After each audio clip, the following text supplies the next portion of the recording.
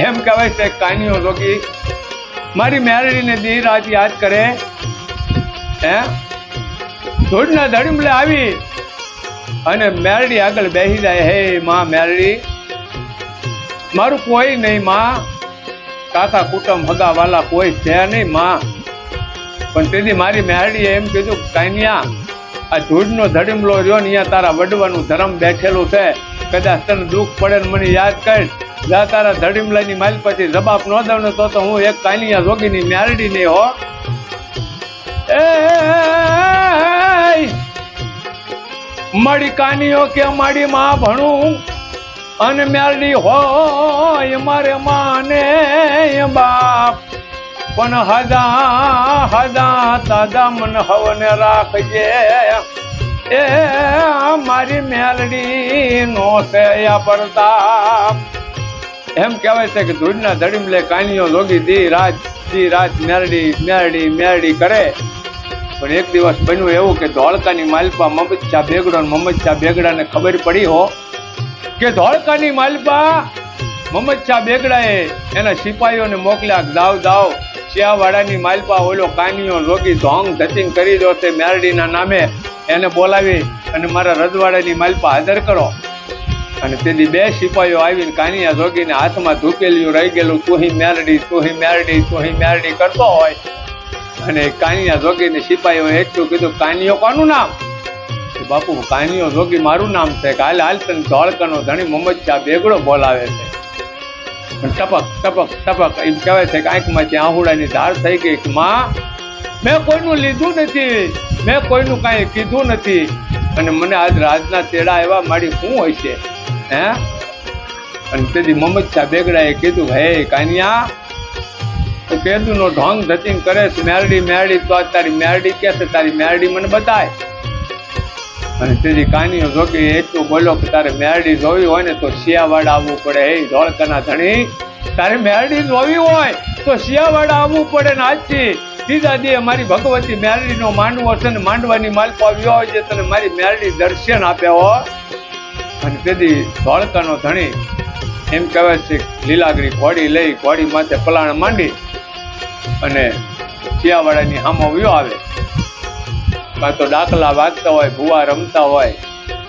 ધોળકાનો ધણી એટલું બોલો કે હે કાનિયા, તું કહેતો હતો ને કે આજ મારી મેરડી જોવી હોય તો તારે શિયાવાડા આવવું પડે. તારા શિયાવાડાની માલ પર તારી મેરડી જોવા આવ્યો છું, તારી મેરડી બતાય મને. અને તેથી કાનિયો જોગી એટલું બોલ્યો તો હે મમદશા બેગડા, કદાચ એક વખત માંગ અને એકવી વખત પૂરું ન પાડે તો મારી કાનિયા જોગીની મેરડી ન કહેવાય હો.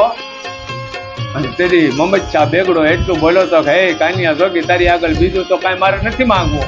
કે તો કે અમારી લીલાગરી ઘોડી રહીને એના પેટની માલપા 7મો મહિનો જાય છે, એની માલપા પેટની માલપા ઘોડીના વશેરું છે કે વશેરી છે એ મને એટલું કહી દે તો હું માનું કે તારી મેરડી હાચી. અને તેથી મારી મેરડીનો કાનિયા જોગીને આવી ગયો અને રૂવાડા સમ સમ સમ સમ બેઠા થઈ ગયા.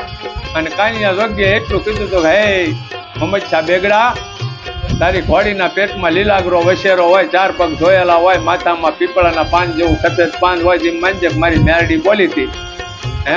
અને મમદશા બેગડાએ તરત ઘોડીને બોલાવી, ભડાકો કર્યો.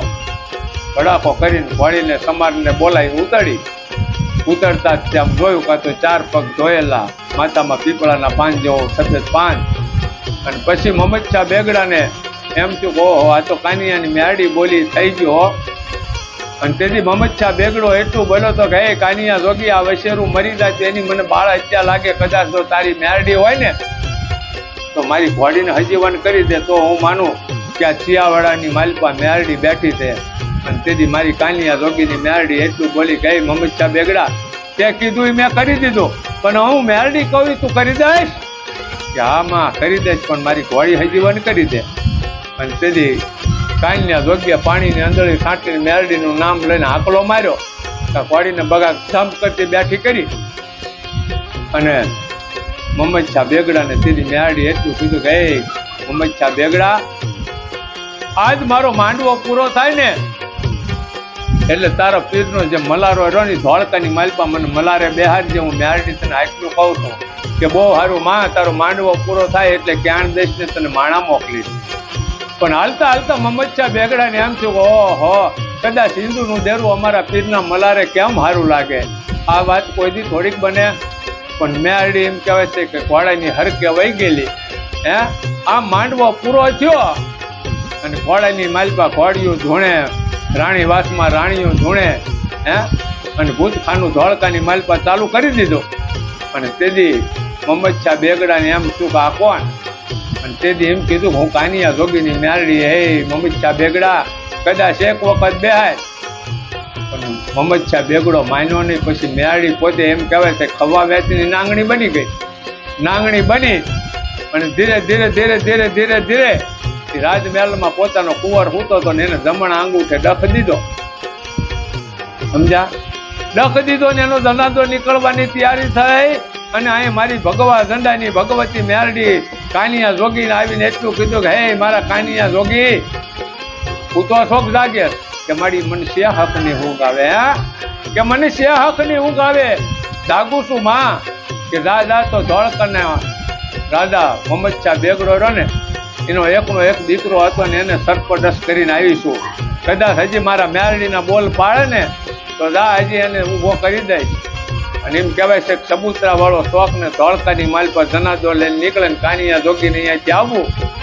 એટલે એમ કીધું કે ભાઈ શું છે? કે કાંઈ નહીં, આ મમચ્છા બેગડાનો એકનો એક દીકરો હતો ને એને સરપડસ થઈ ગયો. અને તેથી કાનિયો જોગી એટલું બોલો કે હે મમચ્છા બેગડા, હજી કદાચ મારી મેરડી કે કરી દે.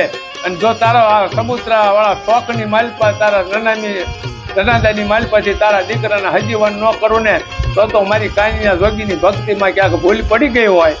અને તેથી મમચ્છા બેગડો એટલું બોલો કે હે કાનિયા જોગી, કદાચ જો આજ મારા દીકરાને અહીંથી હજીવન કરીને ઘરે મોકલી દે. આ ના ડગલે અને આ ના પગલે હું મેરડીને બેહારું. અને તેથી સબૂતરા વાળા શોખની માલપા મારી કાનિયા જોગીની મેરડી એને હજીવન કરે.